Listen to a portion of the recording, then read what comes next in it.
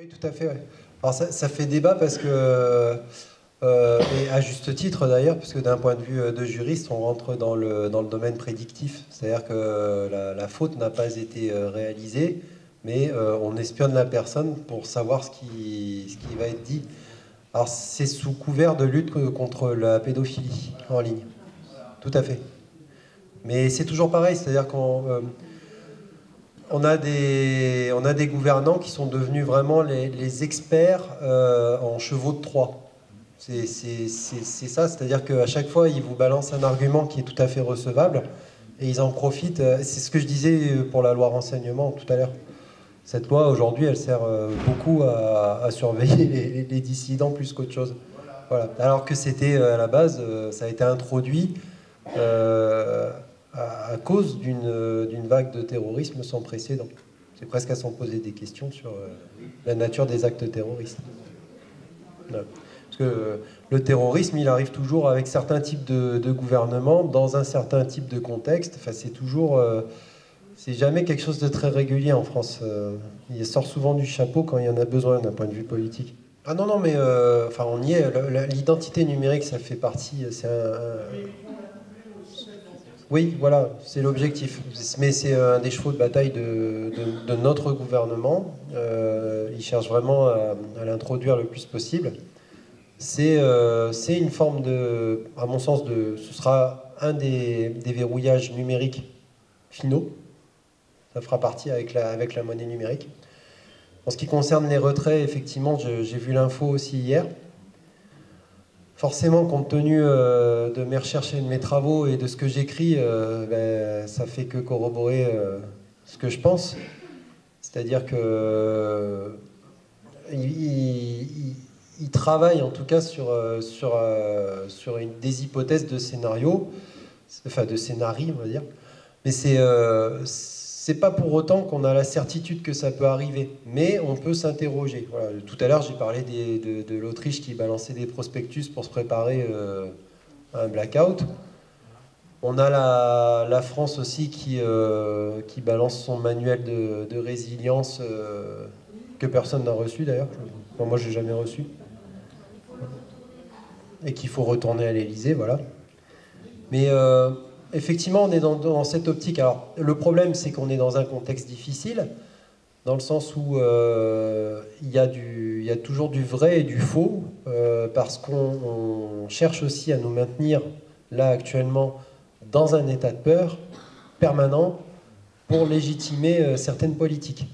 C'est le cas notamment vis-à-vis de la Russie, là, en ce qui concerne toutes les velléités militaires. Actuellement, très clairement, l'armée française et les armées européennes ne sont pas à niveau, elles ne sont pas en état de... On le sait, hein, enfin, chez les gens sérieux, ça se sait, elles ne sont pas en état de remporter un conflit. Néanmoins, on prépare psychologiquement la population à ça. Ça a un double effet, hein, ça la rend beaucoup plus docile, beaucoup plus malléable. Et en même temps, le travail de propagande doit se faire à partir de maintenant, pour une période qui est dans un futur à moyen terme finalement, puisque si on regarde la loi de programmation militaire, elle est échelonnée sur 6 ans et demi. Donc ça veut dire que en fait, quand on lit les textes, ils se projettent à l'horizon 2030, 2035, 2040. Donc c'est échelonné, mais dès 2030, on serait en théorie, si on en avait les moyens, si on avait les moyens de nos ambitions, c'est-à-dire injecter 416 milliards sur 6 ans et demi, ce qui est colossal, on serait en théorie, on va dire, plus opérationnel pour engager un conflit de haute intensité. Sachant que parallèlement à ça, il y a l'Europe qui engage 812 milliards d'euros dans la politique de la défense, c'est-à-dire elle, toute la politique économique et industrielle liée au secteur de la défense. On voit donc, quoi qu'il en soit, il y a une forme de militarisation et de renforcement global, de préparation à la guerre. Mais ça, de façon très concrète et objective, ça ne se fait pas en 2 jours. Et on ne va pas partir en guerre comme ça alors qu'on sait qu'on n'est absolument pas à niveau. Et là, je parle de tout. Je parle par exemple en matière de drones, je parle en matière que ce soit en matière d'IA, mais même les autres technologies. J'ai envie de dire, bon, on n'est pas, il y a beaucoup de retard à rattraper. on commence à envoyer des vecteurs hypersoniques, mais on n'en est pas au même niveau de développement que les Russes, ni même les Iraniens d'ailleurs. Donc il y a encore du travail. Il y a encore du travail.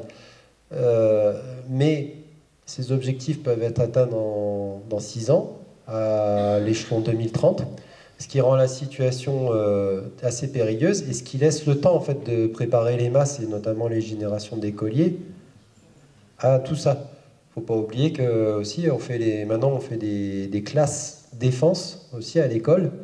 Ça existe depuis pas longtemps, qui proposent aux élèves justement des immersions dans le milieu militaire. Hein? Donc en fait, on est en train de conditionner, parce que le gamin du collège d'aujourd'hui, c'est le combattant en 2030. Hein. C'est le combattant en 2030. C'est ces tranches d'âge-là qu'on va sacrifier en premier. Puis après, quand il y en aura plus, ce sera les un peu plus vieux, et puis, etc. Voilà. C'est comme ça que ça fonctionne. Donc c'est ça, c'est ça qui, à mon sens, est dangereux. C'est d'autant plus dangereux que 2030, c'est concomitant avec un changement de président américain. Donc on sera dans une phase où le président américain aura changé.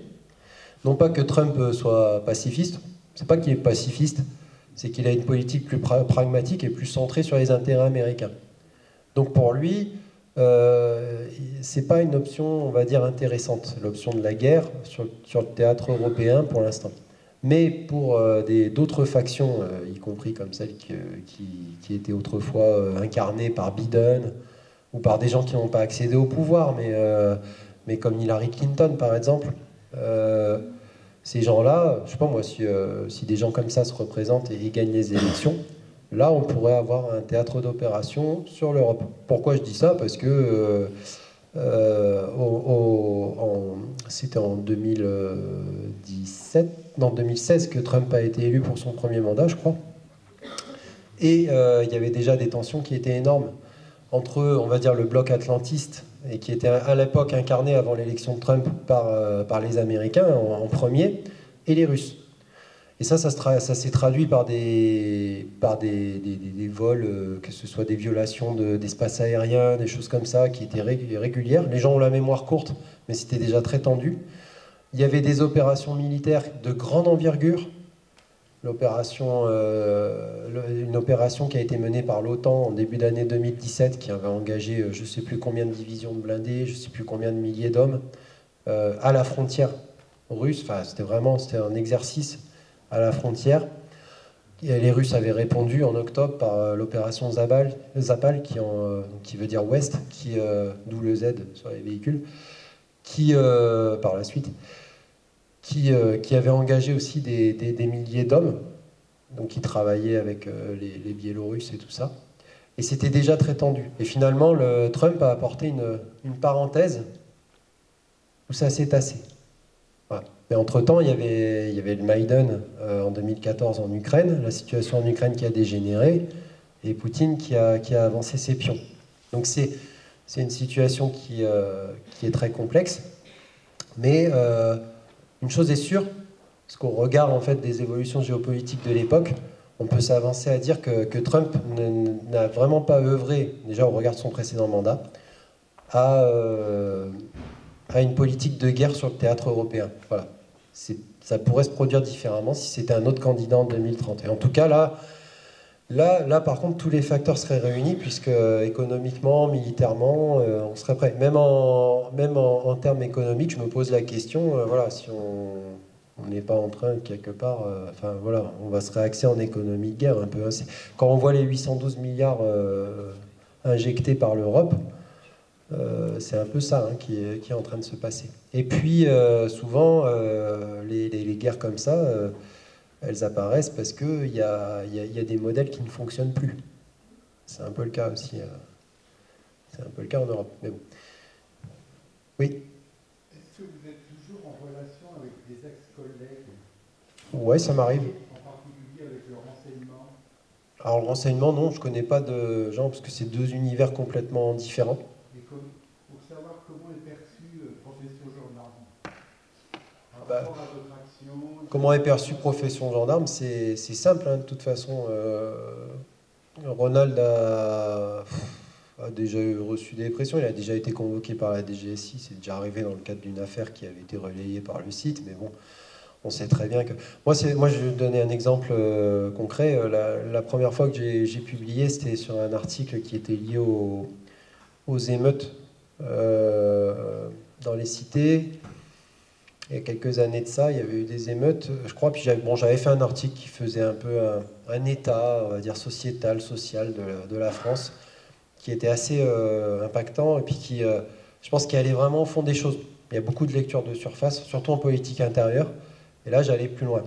Et puis Ronald, à l'époque, il avait dit, ouais, on va afficher ça, puis on va mettre ta photo quand tu étais gendarme, comme ça. Et l'article, bon, un article qui passe dans une journée sur la page, il va avoir 2000 lecteurs à peu près. Et là, en l'espace de 24 heures, il y a eu 54 000 lecteurs sur l'article. Et le site a subi donc des attaques sur les serveurs. Il a été bloqué pendant plusieurs jours. Les articles que j'avais publiés sur Strategica, ça a été pareil. Donc, ouais, ça dérange. Oui. Après, c'est compliqué parce qu'on n'a jamais le fin mot de l'histoire et on ne sait pas qui est derrière tout ça. Bah, le fait est, après, que le site est bloqué, il est bloqué, quoi. On est obligé de faire appel à un service, à l'hébergeur et tout. Mais oui, le rapport avec les services de renseignement est particulier. On se retrouve très vite convoqué par la justice. Il suffit aussi de publier un truc qui ne va pas ou quoi. C'est encore arrivé à Ronald récemment. Là. Voilà, c'était après pour être entendu en tant que témoin, mais ça peut aller vite. À la DG, ils sont au courant, je veux dire, ils connaissent le site parce qu'il est né, en fait, c'est une association. Le site c'est que le miroir de l'association, en quelque sorte. Mais le site est né sur la base de la création d'associations en gendarmerie. Qui avait lieu, c'était au début des années 2000, où on a commencé à autoriser la création d'associations. Bien sûr que c'était très contrôlé, parce que dans le milieu militaire, on ne peut pas dire ce qu'on veut. Il y a ce qu'on appelle le devoir de réserve. Mais voilà, au début ça portait un autre nom. Et Ronald, qui est le créateur du site, était modérateur. Et finalement, après, il a quitté pour créer son propre truc. Et puis voilà, c'est né comme ça.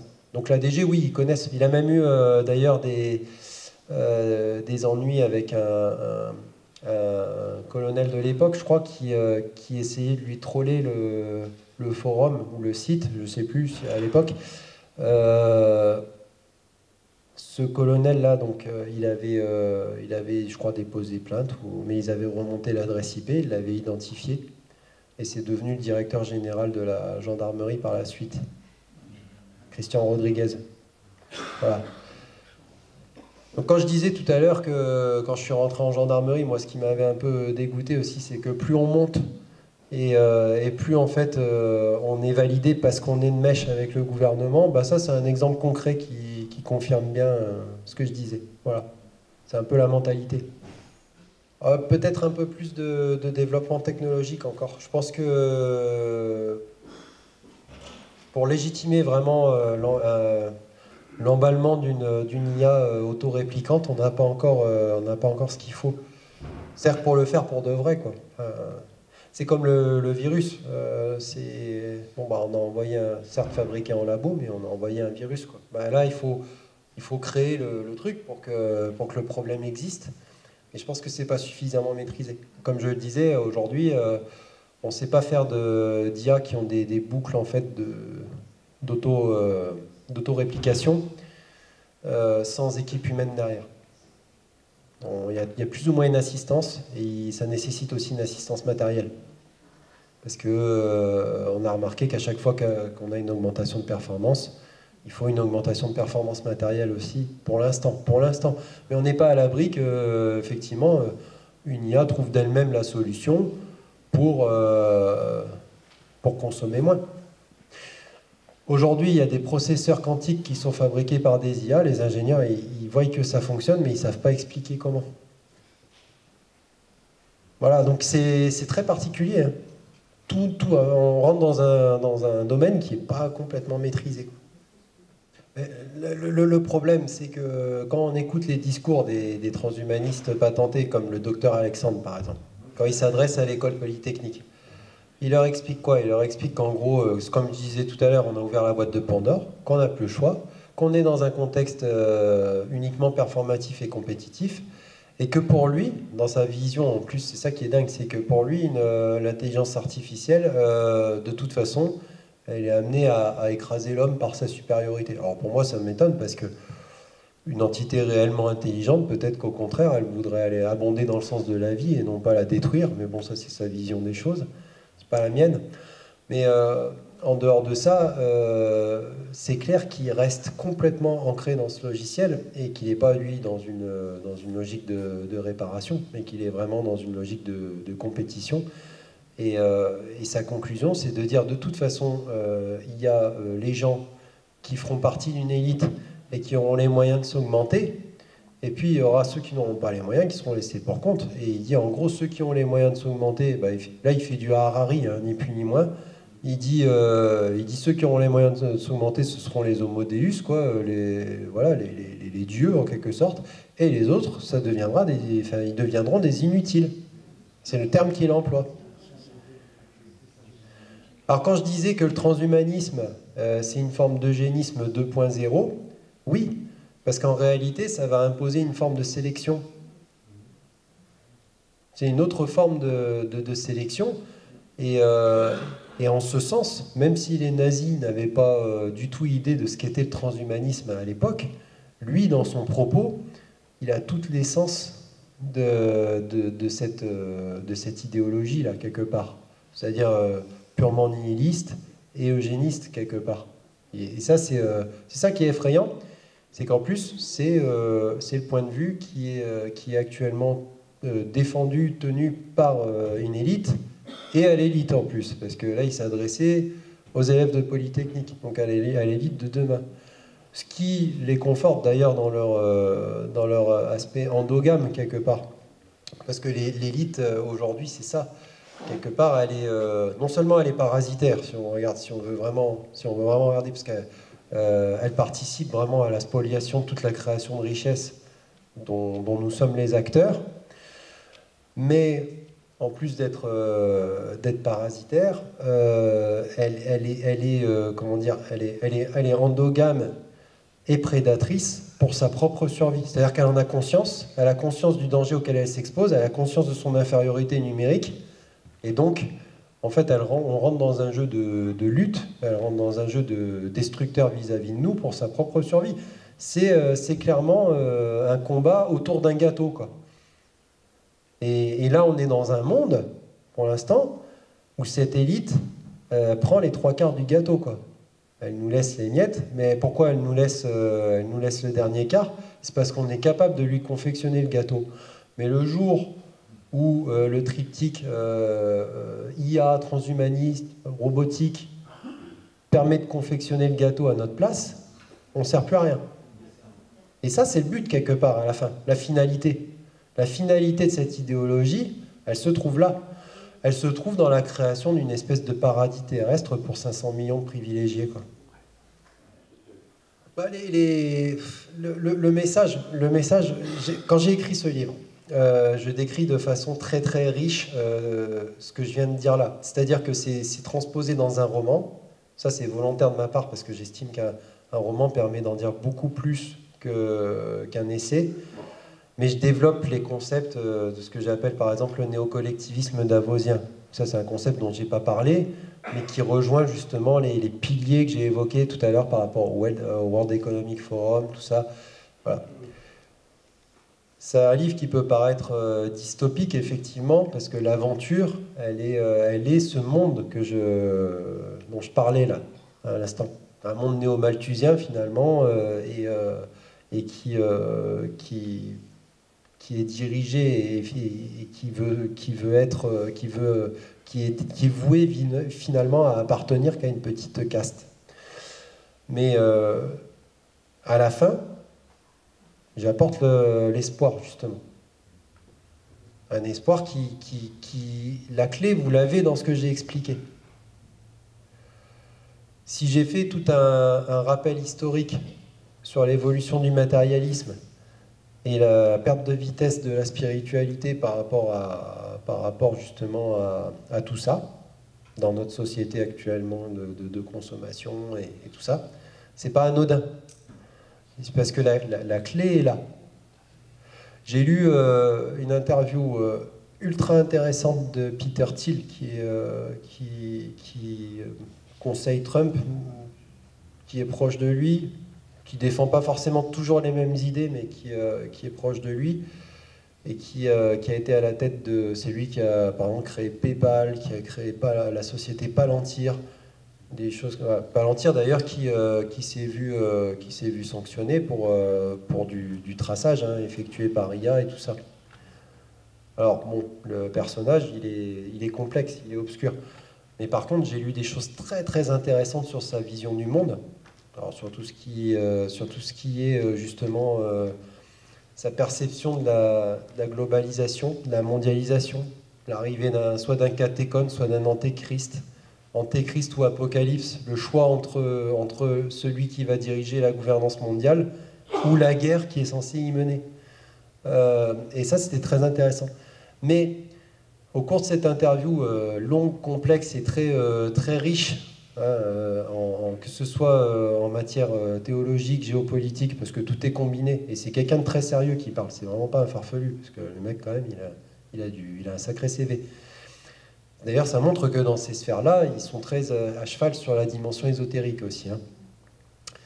Mais à un moment, il cite un auteur français, mais je ne me rappelle plus le nom, et il dit, de toute façon, si chaque individu retournait à l'église en appliquant les préceptes d'une vie chrétienne, ce système-là, déjà, il s'effondrerait. Putain, mais c'est pas... Enfin, qu'on soit croyant ou pas, peu importe. Mais en tout cas, factuellement, c'est une réalité. Ce système tel qu'il est aujourd'hui, là, il s'effondrerait. Voilà.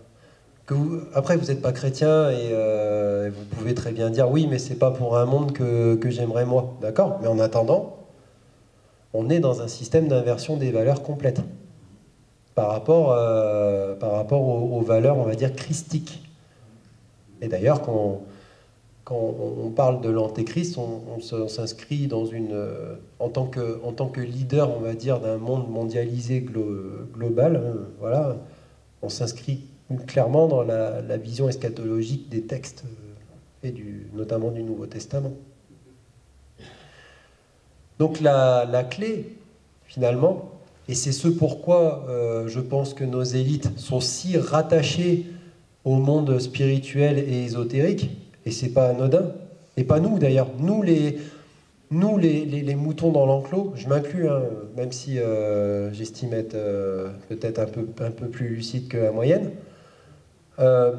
on n'est pas là-dedans justement, et eux ils y sont, et c'est ce qui fait toute la différence. C'est ce qui fait toute la différence. Donc il faut aborder les choses, en fait, je pense, sous ce prisme, parce que finalement, c'est par là qu'on peut les contrecarrer, quoi. Parce qu'eux le font. Les sociétés occultes, le Bennett and Berit, la franc-maçonnerie ou quoi, ils fonctionnent que là-dessus. Ils fonctionnent sur le maillage, sur les réseaux, mais sur la partie aussi ésotérique, symbolique. Donc c'est placer son regard et sa vision sous un autre angle. Mais c'est un autre angle d'attaque, mais qui est fondamental. Donc c'est pour ça que souvent j'invite les gens, moi, à s'ouvrir au spirituel, voilà, à aller peut-être ouvrir les textes religieux, ouvrir le Nouveau Testament, étudier les textes, les valeurs, ouvrir des livres d'histoire, regarder ce qu'on a cherché à évincer, dans quel but, pour quel profit, dans l'intérêt de qui. Voilà. Le Christ, il arrive avec une parole universelle, désintéressée, qui n'est pas la parole en fait de l'argent ni de l'orgueil. Pourquoi on a voulu s'en débarrasser? C'est intéressant ça. Mais c'est par là que ça passera. Et pour l'instant, on a trop de gens déconnectés de ça. Enfin, en tout cas, on a créé un monde là aujourd'hui en 2025 où les gens sont complètement déconnectés de tout ça. Et c'est pour ça qu'ils restent dans l'enclos, quoi. Ouais, ça se fait, voilà. Et justement, c'est pour ça que je fais ça. Sinon, je ne serais pas là. C'est-à-dire que s'il n'y avait pas de gens qui cherchent à savoir, à s'éveiller, à s'émanciper, bah, vous ne seriez pas là, je ne serais pas là. Donc c'est bon signe, c'est bien. Mais ça se fait à des échelles qui sont encore petites.